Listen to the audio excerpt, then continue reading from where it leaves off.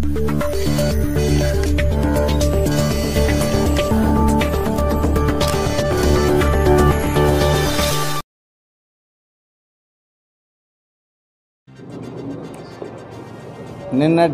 Budget బేషైన budget, పునర్నిర్మాణానికి పునాది లాంటి budget అది. దాదాపు 2,94,120 కోట్లతో రాష్ట్ర బడ్జెట్ పెట్టడమైనది. ఆస్తుల సృష్టికి దాదాపు 32,712 కోట్లు. అలాగే సంక్షేమ పథకాలు ప్రాధాన్యత, స్వయం ఉపాధికి ప్రాధాన్యత, తల్లికి వందనం ప్రాధాన్యత, అన్నదాత సుఖీభవ కేటాయింపులు, రాజధాని కోసం 3,445 కోట్ల కేటాయింపు, అలాగే పోలవరానికి 5,445 కోట్ల కేటాయింపు, అభివృద్ధి సంక్షేమంలో కలగబోతూ బడ్జెట్ రూపకల్పన. మళ్ళీ ఇలాంటి బడ్జెట్ మేము కూడా ఎప్పుడు చూడలే. దాదాపు బీసీలకు పునరుద్ధరణ బడ్జెట్లో 39,007 కోట్లు కేటాయించిన జరగడమైనది. మరి అలాగే ఈరోజు మీకు అందరికీ తెలుసు, గతంలో మేనిఫెస్టోలో పెట్టినట్టు మనం తల్లికి వందనం అనేది కూడా ఈరోజు ఇస్తున్నాం దీనికి. అలాగే రైతులకు అన్నదాన ఆసరా, పేద పిల్లల చదువు కోసం తల్లికి వందన పథకం కింద 6,487 కోట్లు, పాఠశాల విద్యకు 29,909 కోట్లు, మహిళా అభివృద్ధికి 3,340 కోట్లు, డ్వాక్రా సొన్న వడ్డీ పథకానికి 1,250 కోట్లు. అదేవిధంగా వ్యవసాయం దాదాపు 8,564 కోట్లు, ఉద్యానవనం 3,469 కోట్లు, అదేవిధంగా పశువర్తక 1,095 కోట్లు, మత్స్యకార 521 కోట్లు, వ్యవసాయ విద్యుత్ 7,240 కోట్లు, ఉపాధి హామీ అనుబంధ. రోజు ఏదైతే మనం అభివృద్ధి చేసుకున్నాలంటే అసెంబ్లీలో వాని వినిపించాలి. ఉదాహరణకు చెప్తా, వేదావతి ప్రాజెక్టు ఉంది.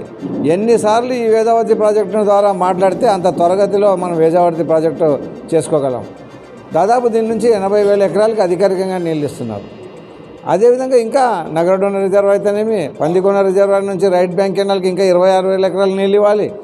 మరి ఇవన్నీ అసెంబ్లీలో వీళ్ళు పోకుండా ఇక్కడే కూర్చుని మాట్లాడి మాకు ప్రత్యేక హోదా ఇస్తే పోతామంటున్నారు మాజీ ముఖ్యమంత్రి వర్యులు గౌరవనీయులు జగన్మోహన్ రెడ్డి గారు.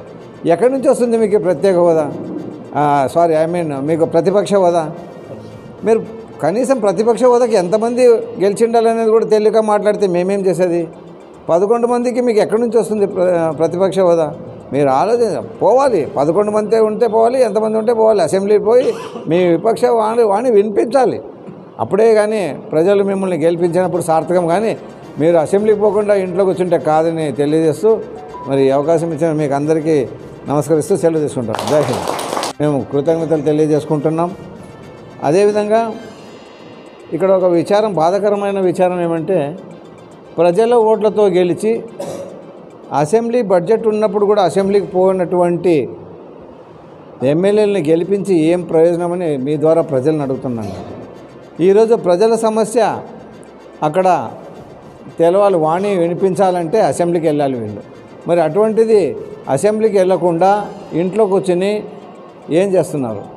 ఇటువంటి వారిని గెలిపించి ఏం ప్రయోజనం? ఒక్కసారి ప్రజలు కూడా ఆలోచించాలి. మన తాలూకాలో మనం అభివృద్ధి చేసుకున్నాలంటే ఇక్కడ గెలిచిన ఎమ్మెల్యేలు అసెంబ్లీకి వెళ్ళాలి. ఇక్కడ మన తాలూకా ఏం అభివృద్ధి చేసుకోవాలి? అటు సాగునీటి ప్రాజెక్టులు కానీ, తాగునీరు కానీ, సీసీ రోడ్లు కానీ, డ్రైనేజ్లు కానీ, నేషనల్ హైవే రోడ్లు కానీ, మరి ఇవన్నీ రావాలంటే అసెంబ్లీలో వాణి వినిపించే అవసరం ఎంతైనా ఉంది. మన సోదరుడు గౌరవనీయులు ఎమ్మెల్యే విరూపాక్ష గారు మరి అసెంబ్లీకి ఎందుకు పోలేదో ఆయన విజ్ఞతగా వదిలేస్తున్నాం. మరి ఇటువంటి వాళ్ళకు ఓటేసి గెలిపించడం కూడా ఒక తప్పిదమని కూడా నేను అనుకుంటున్నాను. మళ్ళీ ఈ ప్రజలే విచారం వ్యక్తం చేయాలి దీని గురించి, ఎందుకు అవసరం ఎంతైనా ఉంది.